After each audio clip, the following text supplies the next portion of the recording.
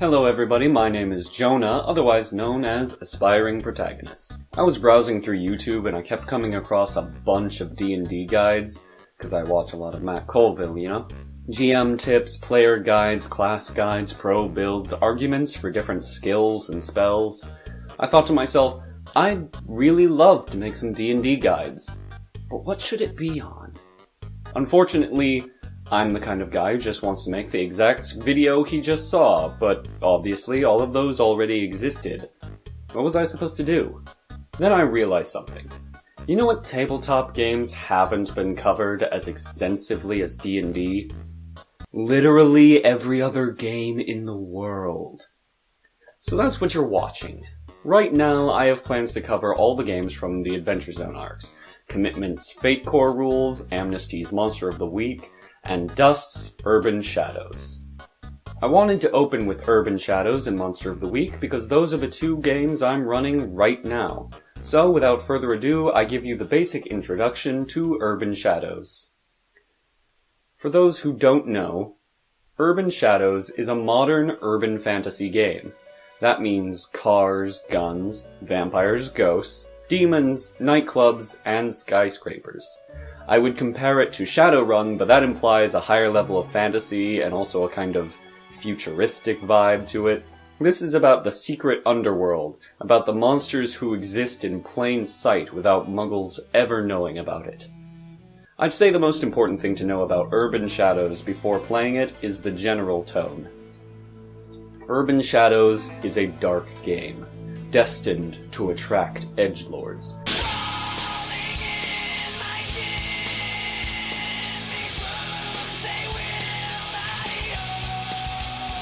But the creators seem to have made a conscious effort to avoid being a baseless, edgy vampire fest.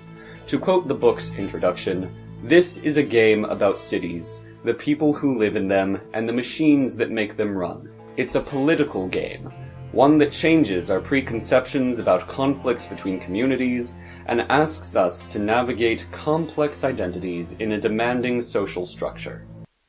What that means is this game, while violence is always an option, is mostly going to be centered around your character's relationships to groups of people and individuals. So I should probably talk about Powered by the Apocalypse as a whole. Powered by the Apocalypse is a game system on which Urban Shadows, Monster of the Week, Apocalypse World, Dungeon World, and many more run. In general, whereas D&D is a system designed to facilitate gameplay and combat, Powered by the Apocalypse is structured to facilitate roleplay and story building. The GM, which in Urban Shadows is called an MC, is given a number of tools for designing types of threats, story arcs, and NPCs. The GM also never rolls any dice. But how does combat work if they don't roll to attack you? Simple. When the DM in D&D says, the orc attacks you and rolls a 19, they hit and deal 8 damage. In Powered by the Apocalypse, the GM says, the orc sees you from across the room and charges you with his axe. What do you do? Depending on how you deal with the situation, you may or may not roll dice, and an outcome is determined from there. If you do nothing or roll poorly, the orc hits you and deals his damage. Depending on how well you roll, other things might happen. All of the GM's actions in a game using this system usually set up potential threats like that. The setup of the orc seeing you is called a soft move, something that hasn't necessarily done something that could seriously change something in the world. Soft moves are the GM saying, I'm going to make a hard move if you don't stop me. The hard moves are the things that change the narrative in an important way, including dealing damage to the players. So let's talk about why you would roll your dice. First of all, in Urban Shadows, you have 2 sets of 4 stats. The first set are your character stats, and your second set are your faction stats.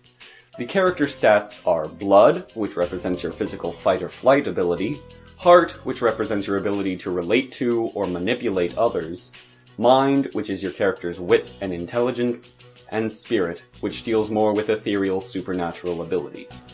These are what you use for most moves. Your faction stats are Mortality, which represents quote-unquote normal human beings, Night, which represents the quote-unquote naturally occurring supernatural fellows like vampires and werewolves, Power, which represents humans who have gained a measure of supernatural power, and Wild, which represents those of influences beyond our natural world, who act in ways contrary to most of our understanding, such as Fae and demons. These stats are used for moves when you would interact with representatives of those factions. There's a third sort of stat called debts. When a character owes you a debt, you gain a small amount of control over them when you cash in that debt. They can choose to refuse your request, but that could mean bad things for them. So, you should never, ever say you want to make a certain move. If you do, your GM will just yell, "Oh, now you fucked up! Now you fucked up! Now you fucked up! You have fucked up now! Now you fucked up!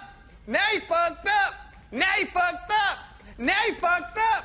Rather than declaring the move you want to make, you will always just narrate what you want your character to do. Your GM will then tell you whether or not that action requires a move's roll, and then you'll follow what that move tells you to do. When you roll dice, it will always be 2d6 plus your bonuses. You don't need any other dice for this game, ever. A 6 or lower is a miss, the worst roll you can make. You have failed to do the thing.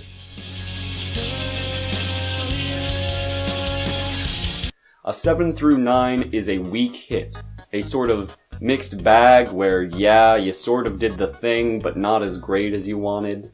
A 10 or higher is a hit, as successful as you can be without using a level up to make it better. I don't know why, but today seems like it's gonna be a great day!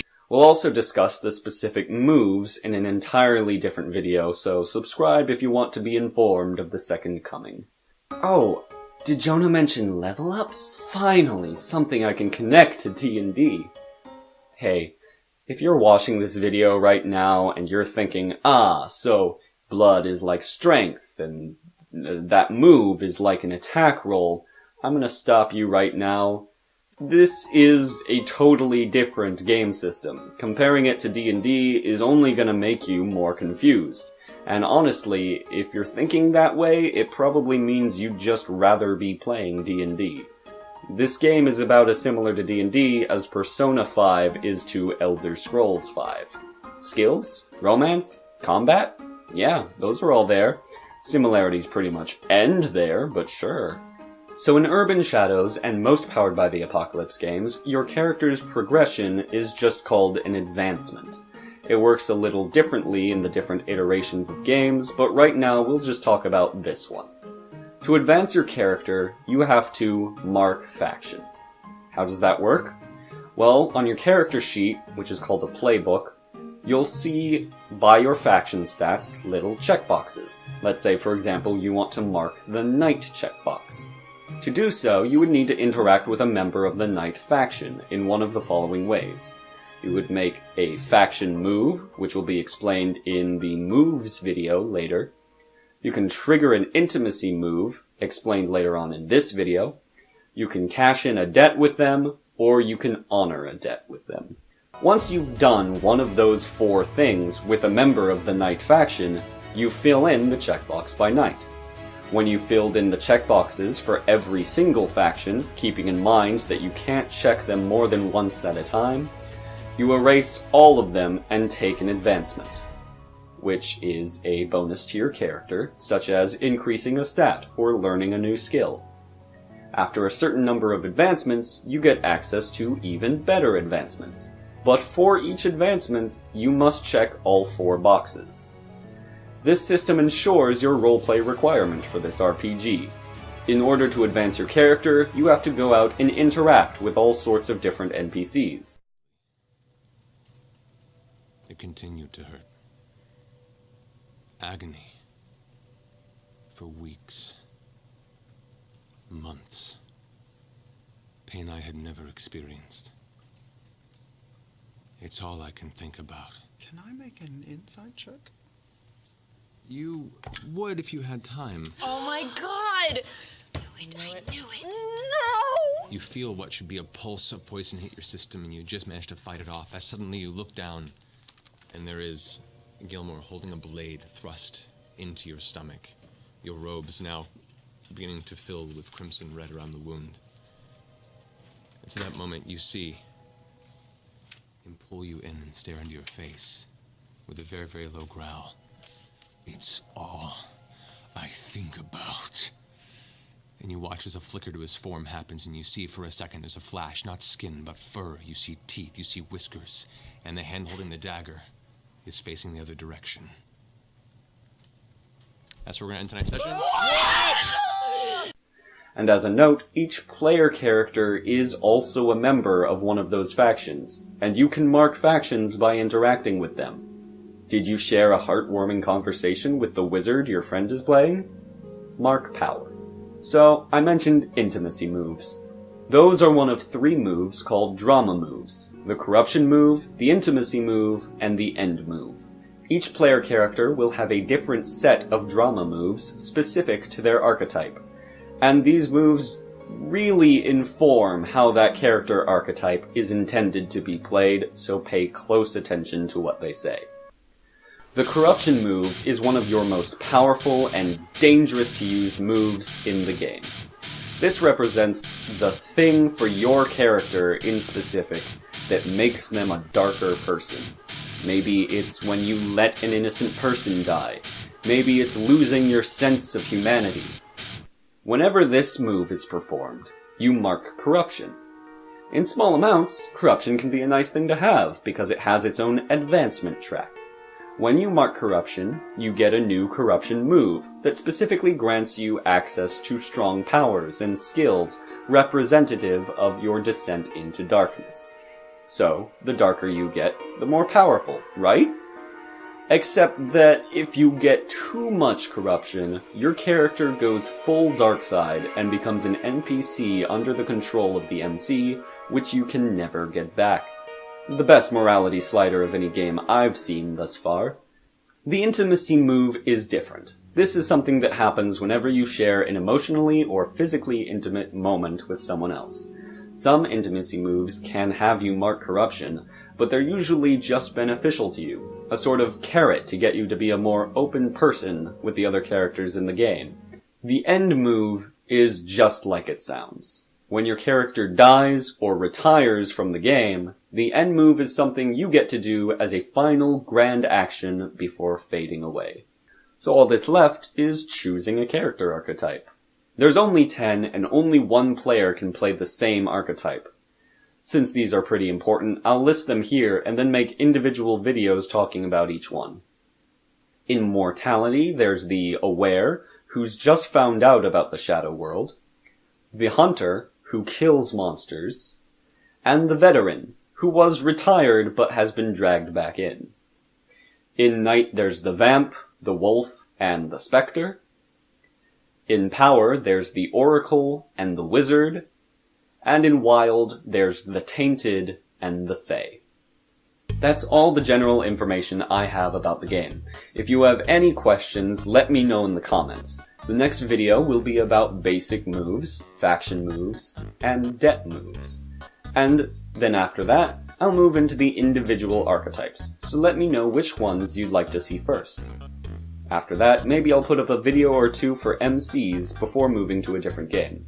Thank you all for watching. Break all your legs. Bye bye.